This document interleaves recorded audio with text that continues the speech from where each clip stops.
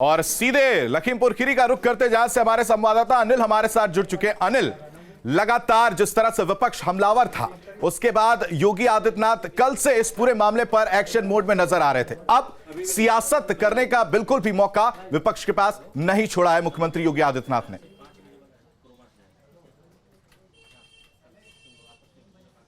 बिल्कुल, देखिए, यूपी सरकार के सामने ये मुश्किल चुनौती थी, क्योंकि जिस तरह से किसान डटे हुए थे, चारों डेड बॉडीज को रखकर वो प्रदर्शन कर रहे थे और अपनी डिमांड पर अड़े हुए थे। उसके बाद जिस तरह से विपक्ष के तमाम नेताओं ने हल्ला बोला, एक के बाद एक तमाम नेताओं ने अनाउंस कर दिया कि वो लखीमपुर खीरी जाएंगे। प्रियंका गांधी, शिवपाल यादव, अखिलेश यादव, ओम प्रकाश राजभर और तमाम नेता, सतीश चंद्र मिश्रा, सबने ये ऐलान कर दिया था कि वो लखीमपुर खीरी जाएंगे।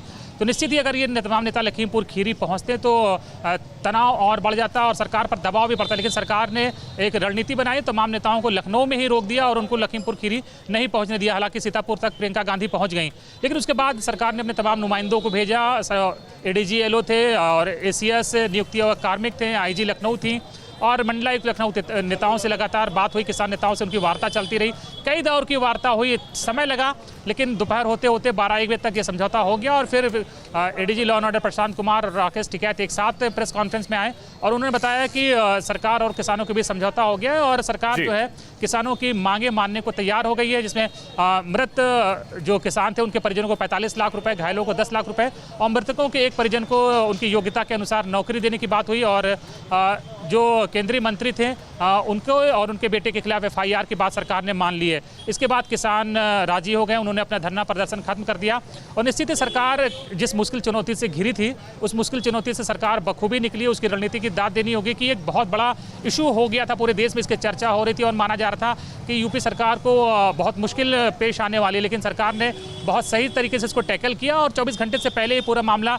निपटा दिया। और अब इसमें विपक्ष के पास पॉलिटिक्स करने के लिए अब शायद कुछ नहीं बचा है और विपक्ष अब खाली हाथ है। ये वजह है कि प्रदेश अध्यक्ष बीजेपी के वो विपक्ष पर निशाना साध रहे हैं। हालांकि यूपी सरकार की निश्चित ही कुशलता की और उसकी रणनीति की दाद देनी पड़ेगी, जो इतने बड़े संकट को उन्होंने अपनी चतुराई से टाला है।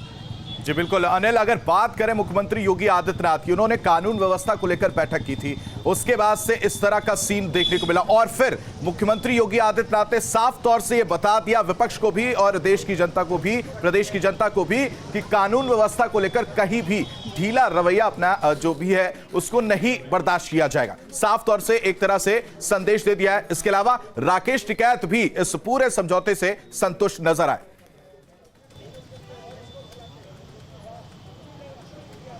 बिल्कुल, देखिए, किसानों की तरफ से राकेश टिकैत ही समझौते की वार्ता को लीड कर रहे थे और सरकार देखिए कितनी गंभीर थी और किस तरह से सरकार इस पूरे सिचुएशन को हैंडल कर रही थी। अंदाजा इसी बात से लगाइए कि एडीजी जोन लखनऊ वो मौके पे थे, आईजी रेंज लखनऊ वो मौके पे थी, मंडला आयुक्त थे और एडीजी लॉ एंड ऑर्डर को भी कल ही भेज दिया गया था।